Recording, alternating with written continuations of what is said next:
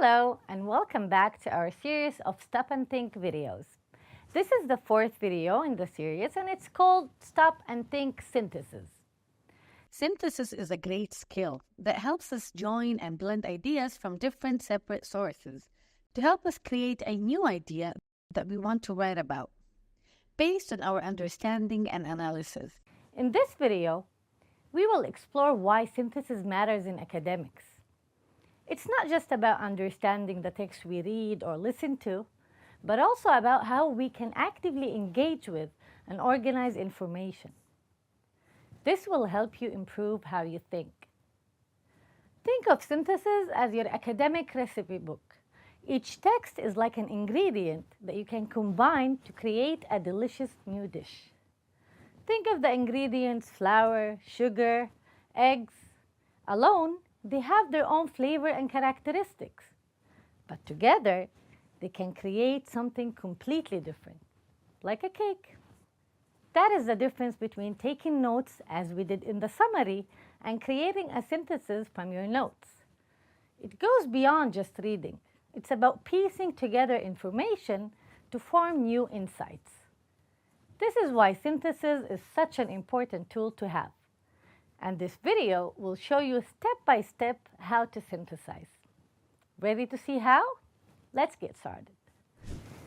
In order to write a synthesis, we will be using the notes we took in the information we collected from our previous videos. Stop and Think Note-Taking for Reading on Robot Teachers, and Stop and Think Note-Taking for Listening, What if your teacher were AI? And Stop and Think Summary of the Robot Teacher text. Remember them? We basically have two sources. One text that we read on Robot Teachers, and one text that we listened to, What if your teacher were AI? In the previous videos in this series, we worked with both texts. The work we did will be the basis of our synthesis. By the end of this video, we will write a synthesis paragraph that has good paragraph structure. In academic writing, texts can relate to one another in various ways. Let's take a look at some relationships of ideas in texts. First, two texts might present different arguments against one another on the same topic. Here, the ideas contrast to one another. When bringing two contrasting ideas together, they should be marked in the text by words like however or despite.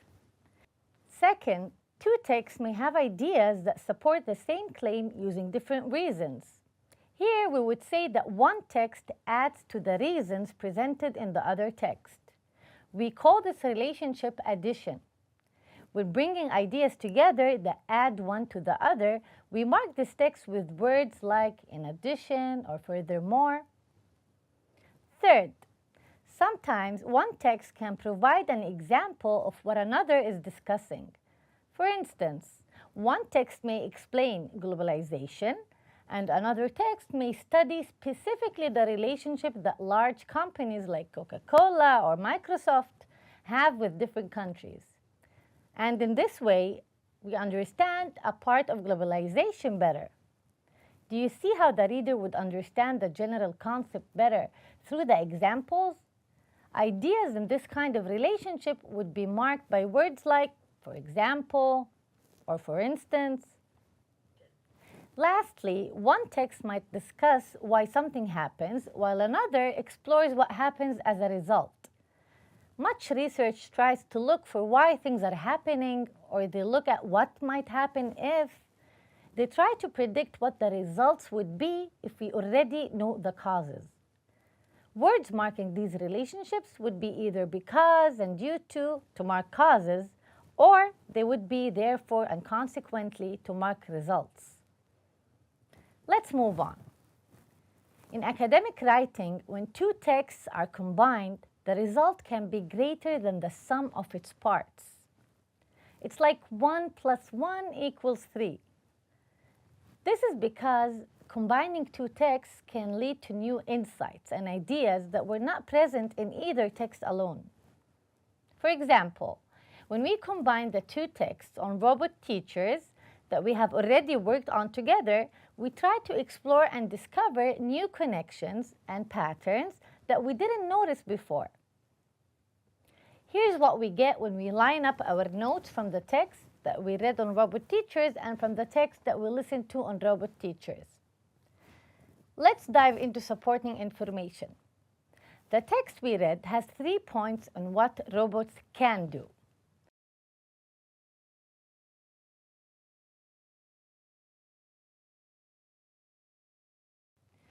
The text that we listened to has a more detailed list of advantages, all the things robots can do. One text tells us that robots can help and do the job of teachers, and the other text shows us more specifically how.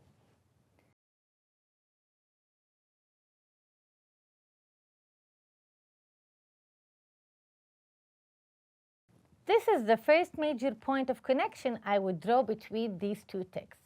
Robot teachers are advantageous. Regarding things robot teachers cannot do, they have no empathy, meaning they don't understand feelings. This means they can't give the emotional support students need from their teachers. What do we have in this information? These are disadvantages. Also, did you notice that both texts refer to the future? In this text, the author predicts that robot teachers will not take over the classroom, while in this text, the author suggests the possibility that all schools will be using different types of artificial intelligence platforms. So far, we related ideas that we found in both texts. Now let's see what information is covered in only one source and not the other one. Here we see that robot teachers bring with them some risks, and some of these risks look scary. This idea is only mentioned in one of the texts. We've compared and contrasted the information in both texts to see how they relate. There are a lot of similarities across the texts, but there are some interesting differences. Let's stop and think. What do we get when we combine and blend these ideas together? What do you think? Let's start answering these questions. Comparing and contrasting the two texts is the beginning of synthesis, but it's not the end. Reviewing the two ideas together, as we just did, is important, but not enough. So what do we do next? We have a lot of options for how to combine and blend these texts, but we have to choose one. Let's go with looking at the different ways the text relates to the future. The way the texts view the future is very different. One text, Robot Teachers, does not predict a robot teacher takeover, and the other one does. If our schools are completely run by AI, then that is basically a robot takeover. What will happen if the robots take over? We have this list of benefits, so that's good. But we also have disadvantages and risks, which are really scary. Lastly, we also have jobs robots can't do. Relating the text one to another is meant to get us thinking more deeply about the issues and ideas discussed in the texts. What ideas come up from relating these two texts together? What do you think? Well, first of all, we should focus on the benefits and try to prevent the risks. But perhaps most importantly, we need to find a role for us humans in the school of the future. What don't robots do well? According to the text, they don't provide empathy and emotional support, and they may even harm students. Our conclusion from bringing these ideas together is humans will need to provide empathy and emotional support for students to balance the negative effects of robot teachers. This is an idea that we can work with and can help us to write a paper or give a talk. We should organize the thinking that we have done in order to begin writing.